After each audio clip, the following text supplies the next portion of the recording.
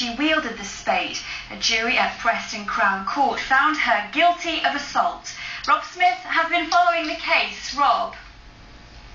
Sarah, it's hard to believe that neighbours sometimes fall out over something so insignificant as a fence, but this fence is exactly what these neighbours fell out over, a fallout that ended up in a criminal court, and all because a pensioner chose to pick up a garden tool and use it as a weapon to inflict actual bodily harm.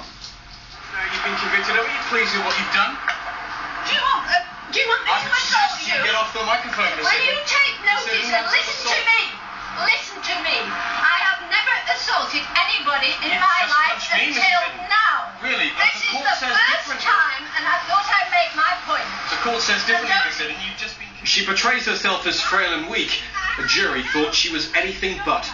Iddon smashed one of her neighbour's bones with a spade over the location of a garden fence. You told the jury you don't go around hitting people for nothing. Why did you just hit me? Are you trying to interview me? I'm asking you why you just hit me, Miss Iddon. Because I'm trying to answer you.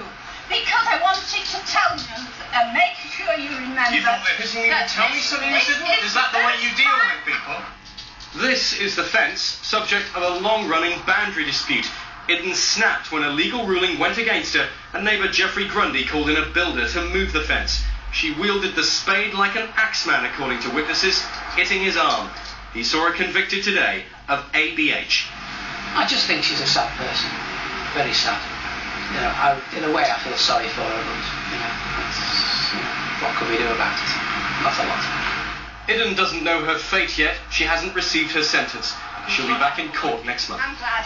When you pay your income tax, think of me in jail, being kept at public expense. Well, Iddon claimed self-defence in court. She told jurors she was acting on instinct. Her home is covered in posters protesting her innocence. She says that her neighbours rushed at her, they rugby tackled her in effect, and she just responded instinctively, says she passed out, doesn't remember what she did with the spade. The jury simply did not buy that. They didn't convict her of a more serious charge of grievous bodily harm, but it was made clear to them she has a previous conviction for assault and battery. Sarah? Rob, thank you. Well, up to 8